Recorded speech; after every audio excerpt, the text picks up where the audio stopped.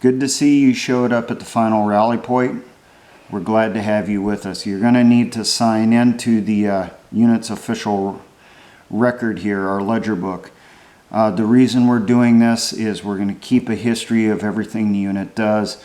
We're going to keep a record of who reports into the unit, what their assigned rank is going to be, and their duty position, because when this war is over, you know, hopefully the new legislature that'll be formed at that time will pass an act authorizing back pay for those of us that fought in this war from the beginning, especially in the militia. So we already have a few people that have already signed in. We'll fill in your information when we get to it. As you see here, this is just the first page. You know, we had the name of the unit, noting it's our official record, and recording who the official recorders are inside this book as of today. And you know, if one of them gets replaced, is killed or whatever, some other person's authorized as a recorder for in this book, because it's an official record, we'll make a note of it.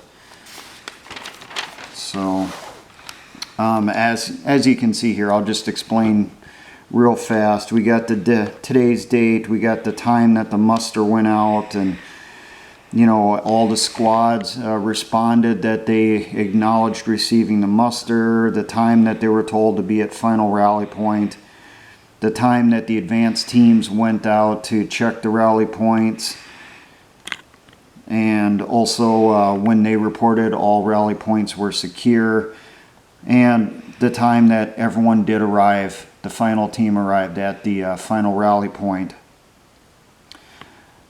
And our muster call. As you see here, I will write down your name over here on the side. We do not want your first name, just your last name, first initial. We're doing this for security reasons. You will sign in next to it. We're going to put your county here, which will help with identification of the individuals. What your assigned rank is going to be, because you're just coming in. You've attended training a few months. You know, you're still going to be a rifleman. You're still in your probationary period yet. And currently we have the leaders already assigned that we need for the amount of people that we have. So you'll probably start out as a PV2 because you served in the military. You have a couple years. Duty position will put you down as a rifleman, so you'll be an R. And then over here, this roster number, what this is, someone gets wounded in the field and that stuff, we don't give the names out over the radio. We can call up the roster numbers. As you see here, like the commander's, his is Alpha 001. So if the commander's wounded or killed in action, when the report's sent out, it's Alpha 001, you know, Whiskey India Alpha, wounded in action. So, oh, you want to know why we're numbering it this way? Okay, the letter, this is denoting that this is the first year of the conflict.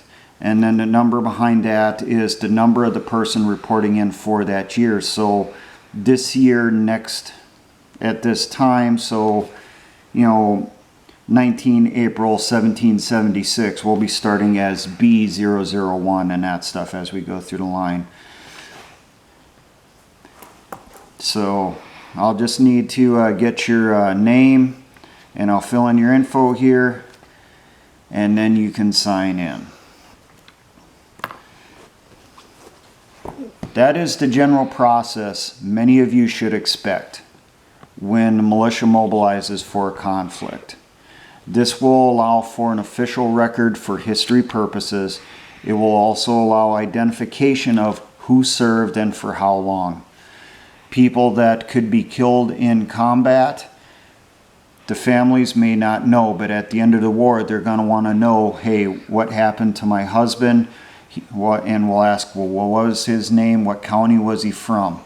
And then we go through the roster and we check, and yes, we have a Smith W. did report in from your county on this date at this time, which matches up with the date you seen your husband last. So we account that he is possibly a member of this unit. He served with us for 2 years. He was killed in action. We will write up the paperwork so that you can get the pay. That type of situation. Now, this book, which really should be something along this lines, it should be an actual book with, as you see, that's empty. And then you just fill in the information. It should be larger than this. It should be this size, and then probably thicker than that. You can get this style of book online. I recommend it. Some of them you can even get will have lines in them, like a notebook. This book should be kept inside a couple Ziploc bags to protect it. It should never leave the company headquarters. It should always be in the hands of leadership of the unit. So whoever is staying behind back at the TOC, the Tactical Operations Center, they take over the duties during their shift or while they're there.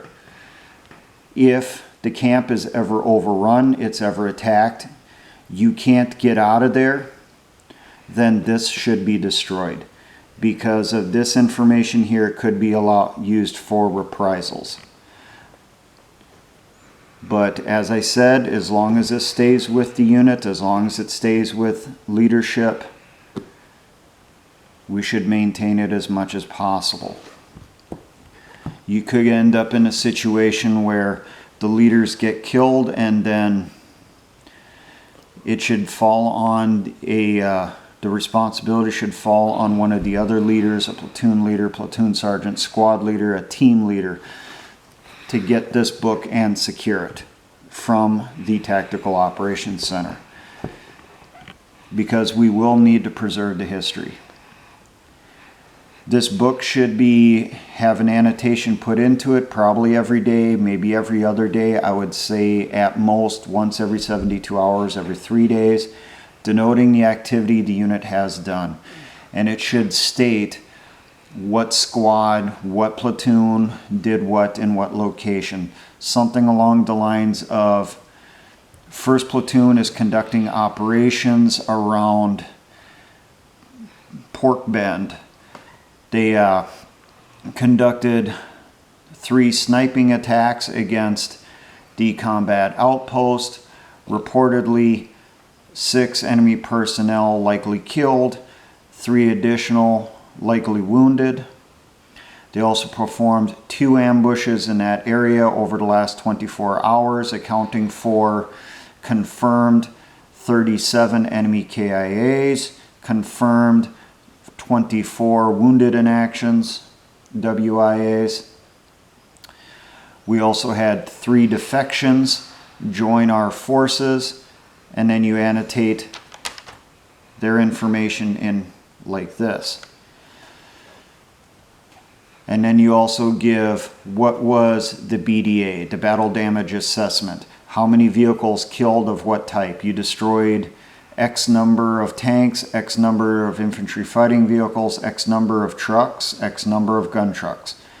So that you have a general history of what the unit did. Because this information will be needed in the future, the same as we go back and we research the history from the Civil War, the Revolutionary War, and every other conflict. We need to have sources to draw the information from for lessons in the future.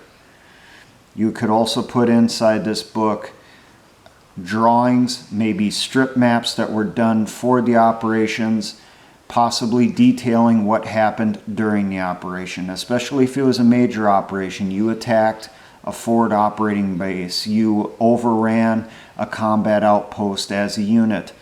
Put in a copy of the operations order so that you preserve as much info as possible for the future. As I said, this book, this ledger, this official record should never leave your unit headquarters. When you're on the move, it should stay with one of the recorders, someone of the senior leadership, or in the headquarters element that you have established. If you get attacked, you're getting overrun, this needs to be destroyed. Burn it and make sure it gets burned. A common thing in Vietnam What they did with code books and official records like this, out on fire bases and combat outposts, they would keep thermite grenades nearby. Or they would have a burn barrel nearby with some gasoline and a lighter, and then if it looks like they were going to get overrun, they would set their code books and other official papers, official secret documents ablaze, destroy them to keep them from falling into enemy hands. Basic operational security procedures. I don't recommend finding a hiding spot for this and leaving it there, because potentially, the enemy could come across it sometime. But this gives you an idea on something like this. Now you might be asking why? Why should I do something like this other than history?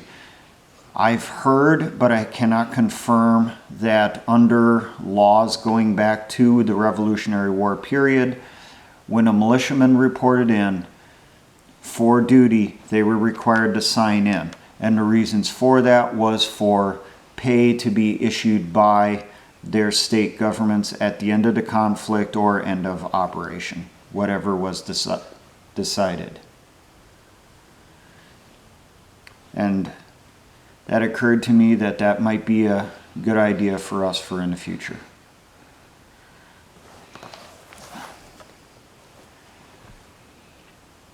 Now, it wouldn't hurt that while you're putting the information in here to keep other people from gaining information they shouldn't know, have just a single plain sheet of paper. You'll move down as you go along when you do each entry.